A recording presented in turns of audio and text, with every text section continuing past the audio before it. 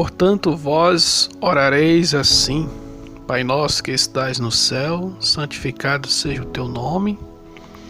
Venha o teu reino, seja feita a tua vontade, assim na terra como no céu. O pão nosso de cada dia dá-nos hoje, e perdoa-nos as nossas dívidas, assim como temos perdoado os nossos devedores. Não nos deixe cair em tentação, mas livra-nos do mal, pois teu é o reino e o poder e a glória para sempre. Amém. Deus aplica em nossos corações. Estamos diante de um modelo de oração que Jesus está ensinando a seus discípulos. Esse modelo de oração é composto de duas partes: a parte primária e a parte secundária. Ou seja, a oração inicial ela começa com 3 pedidos e depois com mais 4. 3 pedidos aqui são voltados para Deus e 4 pedidos voltados para nós. O que vale a pena considerarmos aqui é a ordem da oração, a sequência das petições apresentadas aqui neste contexto. As 3 primeiras diz respeito a Deus e a sua glória. As outras diz respeito a nós. As 3 primeiras giram em torno das palavras teu ou tua. Essas se referem a Deus. Somente depois da 4ª petição temos a palavra nós ou nos. Isso indica que não devemos começar a oração por nós, mas por Deus. Não importa o desespero ou a situação vivida ou vivendo, seja qual for, Jesus explica que esse é o modelo perfeito de oração, ou seja, as ordens. Precisamos aprender que Deus está presente e que Ele quer muito mais nos abençoar do que nós estamos dispostos a sermos abençoados. E Ele vai detalhar cada parte, colocando uma após a outra. Pai nosso que estais no céu, a ideia de Deus como Pai supremo, acima de todos. Santificado seja teu nome. Aqui é a ideia de que Ele é perfeito e está ausente, ou é um Deus que não é impuro em nada, 100% perfeito em todos os seus atributos. Santificado seja o teu nome. Aqui a palavra, o nome, a expressão nome representa a pessoa por inteiro, ou seja, significa tudo quanto está envolvido na pessoa de Deus. Significa Deus em todos os seus atributos, Deus em tudo quanto Ele é. Essa expressão nome. Jesus ensina a atribuirmos glória ao Pai, assim como Ele fazia. Ele dizia nos seus ensinos: não procuro a minha própria glória, mas a glória do meu Pai que me enviou. E depois ele vai dizer: venha o teu reino. Aqui é um contraste com o reino do pecado. Significa a lei de um governo, ou a lei de Deus como governo. E aqui mostra que do outro lado existe o reino do pecado, em contraste com o reino de Deus, onde Jesus pede: venha o teu reino. Faça-se a tua vontade, assim na terra como no céu. Aqui está dizendo as três partes iniciais, glorificando, exaltando a Deus, mostrando a santidade de Deus, o nome de Deus e o reino de Deus e a sua vontade no céu e na terra, como algo totalmente bom, totalmente puro e totalmente perfeito. Nada supera a vontade de Deus. Aí ele começa com as petições. Pão nosso, versículo 11. Pão nosso de cada dia dá-nos hoje. A expressão não pede pão para amanhã, só pede pão para hoje. Porque a Bíblia diz devemos limitar o tempo, ou seja, comprar o tempo, não contar com o dia de amanhã.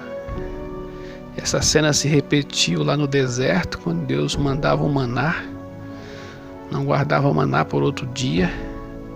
Aquele maná é só para um dia. Então essa expressão ela é restringida. Dar-nos o pão hoje, não nos dá para amanhã ou para depois. Jesus não mostra aqui. Perdoa-nos as nossas dívidas, assim como nós temos perdoado aos nossos devedores.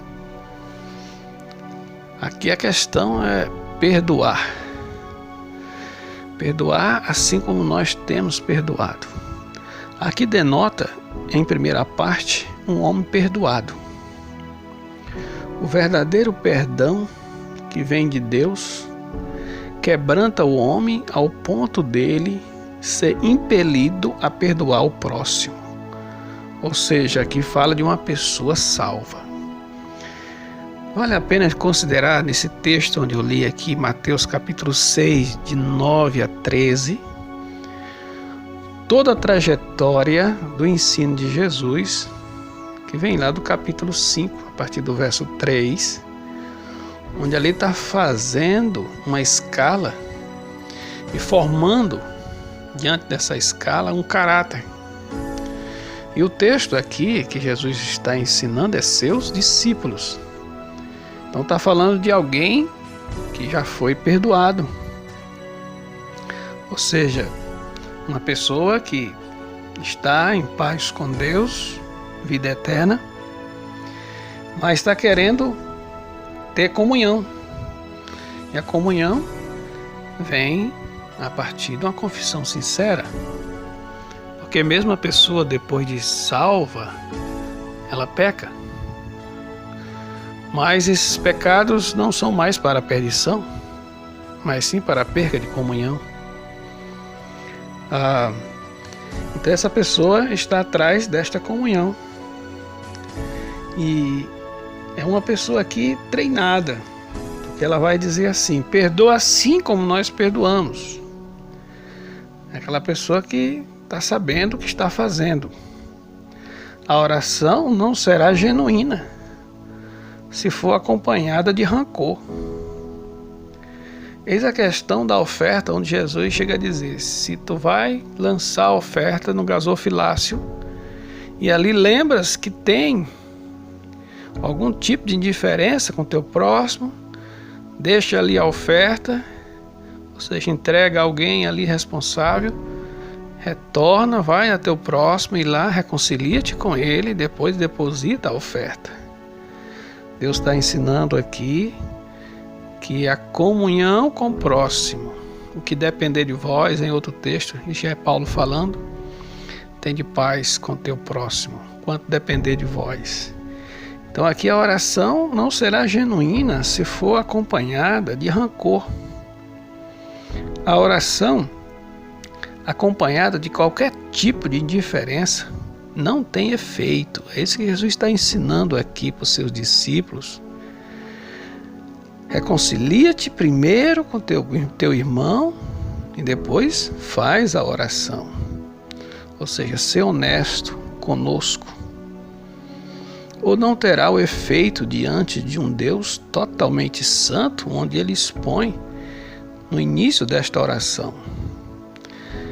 Esse texto, ele é uma implicação dos textos anteriores e mostra aqui com clareza que Jesus está dizendo que nós não podemos atropelar os ensinos da sua palavra. Então aqui o Pai Nosso é algo como modelo para as nossas vidas, mas também um ensino. Jesus aqui, a pessoa, quando ele fala que perdoa assim como nós temos perdoado, está dizendo aqui que é um teste. É um teste para cada pessoa. Existem muitas pessoas, talvez muitos de nós, oramos e fazemos aquela pergunta, mas Deus não está escutando? Escutando Ele está. Agora a gente deve saber se Ele está atendendo como é para atender. Ou seja, será que as nossas orações não estão sendo impedidas por causa de indiferenças com o nosso próximo? Ressentimentos, às vezes que se estende por anos. E qualquer ressentimento com o próximo, ele vai alertar no verso seguinte, no verso 14. Porque se perdoardes aos homens as suas ofensas, também o vosso Pai Celeste perdoará. Se, porém, não perdoardes aos homens as suas ofensas, tampouco o vosso Pai perdoará as vossas ofensas. Então aqui Jesus está falando para pessoas que foram treinadas. E Deus está mostrando o ensino de Jesus Cristo a nível de comunhão com o próximo. Comunhão com o próximo aqui diz respeito àquilo que o homem pode ter com Deus.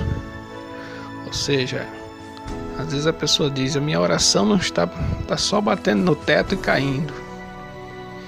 Pode ser por causa disso. Deus escuta todas as orações.